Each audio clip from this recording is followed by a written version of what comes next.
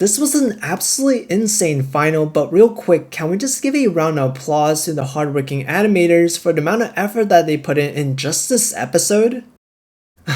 I'm gonna be honest, I was starting to get worried that the entire episode was just gonna be this because it'd make my job as someone who makes theory crafting and breakdown videos much harder. But luckily, towards the end, we got some crazy developments which more than makes up for the lack of context, and you definitely don't want to miss out on what I'm gonna say. At the start of the episode, we get further evidence pointing towards the fact that X just wants to be an average person.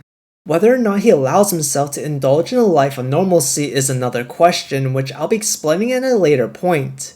It's a little depressing watching X go through his nightly routine alone, chasing drinks where his would-be friend would be sitting had he not met his untimely demise. You have to give credits where it's due, the amount of screen time and significance Smell had on this season cannot be undermined. He's quietly one of the most important characters of the show. The John Wick moment that we all saw coming where the HAC threw everything they had at X other than the top 10 heroes who are prepping for the Heroes Tournament. And as a surprise to absolutely no one, X aura farmed his way out of this slight inconvenience. Also, shout out to Ahu for tagging along, certified goodest boy of the series. We then finally get to our final destination where we learn many interesting details. For starters, Zero didn't accidentally kill a hero, it was on purpose. A hero fell out of line in how he viewed justice. Considering his entire persona was shaped by his followers as the first hero, humanity's protector, he must have had an extremely black and white view on good and evil. I believe the head of the HAC put in words the best, and I think this applies to every hero. Their intentions may have been good, but human nature is forever greedy and lacks self-restraint. It wouldn't take long for Zero to sniff out the corruption as he continues to take out more heroes. It's interesting to note that not even someone as high profile as Mickey, not even he knows the full truth behind the Fall of Dawn incident. Taking into consideration with everything we know about Zero's downfall, you can start to view it in Rock's perspective. Someone who grew up admiring his dad to being enamored by his creation. But Zero never perished, according to X, and I think we've been secretly fed the details as to why this is the case. With the power of belief, anything is possible, and this is tied back to Lin Ling's takeover of Nice's persona, as he slowly but surely becomes Nice. We've seen this time and time again, but all it takes is but one to create a hero. With Nice's so-called revival, we can start to imagine how Zero's revival would look like with his #1 fan spearheading his arrival. There's another detail that I found quite interesting. X claims that his hero's path began with that coin as he shows himself tossing a coin to Lucky Cyan, but he seems to already had powers as he then proceeds to snap his fingers. Let's first entertain the idea that he got his powers through tossing a coin to Cyan due to her good luck powers. This might explain the mystery behind the plane crash and how it involves heroes, which was concluded by Liu Zhang back when he looked into it as a journalist. I have difficulties believing that X will allow the deaths of so many innocents to kickstart his trajectory as a hero, but he could also have no involvement with the matter. Like he said, the seeds of cause and effect were planted long ago. There's another way to look at it where you take what he says literally. It'd be pretty funny if his hero's origin story was him picking up a coin from the ground next to a vending machine where he usually buys a cold one. With X's arrival to the Heroes Tournament, we finally get to see all the heroes in their 3D glory, and I honestly think they look pretty damn good. Seeing Nice walk out is so gratifying since I made countless arguments as to why he's still alive, so this didn't surprise me. I initially never gave the other angle a fair argument where Nice chose an ultimatum, putting his faith in some random that he'll succeed in his shoes as he quietly waits before taking the spotlight once more. Considering how Nice doesn't seem the most trusting, I find it difficult to believe that he could pull this off. And I also doubt that Shan cared enough to construct a plan for him since he was already at his wit's end with his failures. I am gonna stick to the original theory that this series of events was manufactured by X, with or without Nice's approval. According to the speculation of the online public, they believe that Nice's revival knocked out Isol from the top 10 spot. Considering the controversy of the Hero Smile incident, which almost got Dragon Boy removed from the Heroes tournament, Isol likely received some of the fallout since he's from MG. Judging by the tone of the scene as we watch Rock complete his daily ritual kneeling on all fours in his basement, it didn't look like he was expecting a visit from Isol. Considering Isol's entire goal is to reach the position of X, he's definitely not too happy that he got played by Rock where his assassination of Moon might have costed his spot at the tournament, because Shan wouldn't miss an opportunity to knock down Rock by hiding the truth without some sort of compensation. This could be building up to one of the craziest crash outs where he smokes Rock in the opening scene of the first episode of Season 2. Also, I found this part pretty hilarious. Someone commented that this was all scripted and this was Moon's third death and the fourth one is coming soon. But wait, as far as we know, Moon's death has only been publicly announced twice. The first time was the fight with Rek and the second one was the official death with Isol's assassination. Unless there's some correlation with Ling Ling's premonition of Moon's death in his bed actually happening in some alternate timeline, which I also entertained in the past. This could be a pretty important detail that many people would have missed. With all the talks about fate and defying fate, this is starting to become more and more believable. As X alarm fires off and he clocks out, revealing his identity to the world, we are met with the hero's popularity poll. The results aren't in line with the current polling or the actual ranking in the show, so this could be just some throwaway graphic that they use to transition to the next big reveal. There's an off chance that this is the remastered version where they took into account the polling results and the direction of the story moving forward, but I wouldn't be too hung up on it just yet. Now, this is where the theorizing and breakdowns start to get spicy. We see X walking mundanely through the streets and a mysterious black-haired woman chases after him, and given the interaction, they don't seem all too familiar with one another.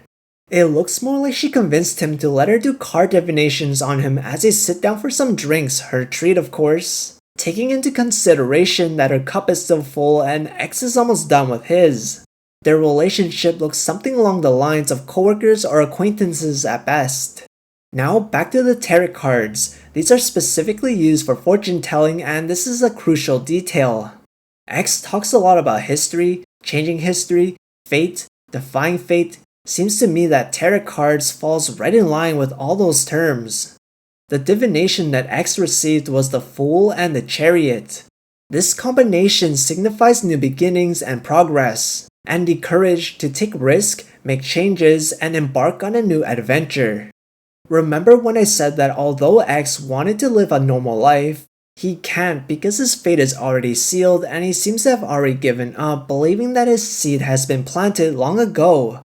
X has been saying that he intends to defy fate, and look how convenient the next set of divination card is the Hierophant and the Wheel of Fortune. This combination suggests a time for growth, a call to action, and to take control of one's destiny. Even with twists and turns, we all have a role in shaping our own futures. It also suggests to seek guidance and to remain open to learning and growing. Our mysterious divination girl fits the role of being that said mentor. Also, there's an important detail that gives absolute certainty that everything we've seen so far is in the past. As we see X eating his burger and he looks over towards the window to view the chaos and the person they're all running from is Rek.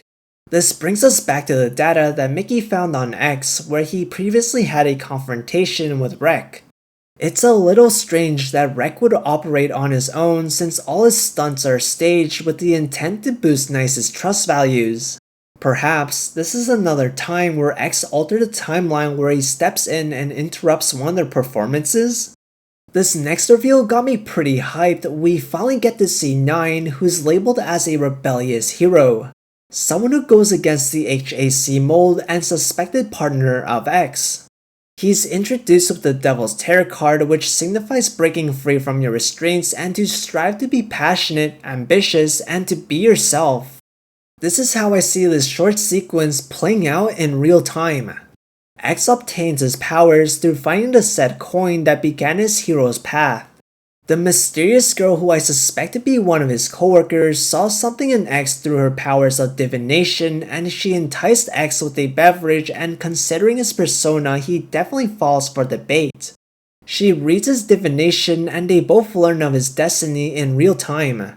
X then blows her off, saying he doesn't want the trouble and wants to remain a normal person, but little did he know he ends up struggling in some unknown state, which likely has something to do with his fate, possibly intertwining timelines, putting strain on his mind. Having nowhere else to turn, he gives in and meets up with the divination girl, and through their joint efforts, they end up being their third member, Rebel Hero 9. Now for the introduction of the main antagonist, the mysterious figure we saw way back in Mickey's data collection of X. We see the trio lining up as they face what looks to be a black portal with the same dimension of a card. We don't see the mysterious figure in this shot, but only after the battle progresses some more. I really want to believe that the divination girl isn't her, but considering the similar hair and how they don't appear on the same screen, I'm getting slightly worried. The most troubling sign is that the divination girl has no records in X's data analysis, yet we have the details for everyone else, including the final boss. I am gonna hold on to some hope because she seems like an interesting character, and I would hate to learn that she double crosses us in a preview for the next season. I also want to note that I find it pretty strange that Mickey has the details on her stats but doesn't know her name or even her standing with X, which leads me to believe that he only knows her in passing, possibly in connection with the HAC. Seeing the squad teaming up to fight is a sight to behold. A team that X personally formed himself, which was alluded in the opening where he's holding a handful of cards, each representing a top 10 hero.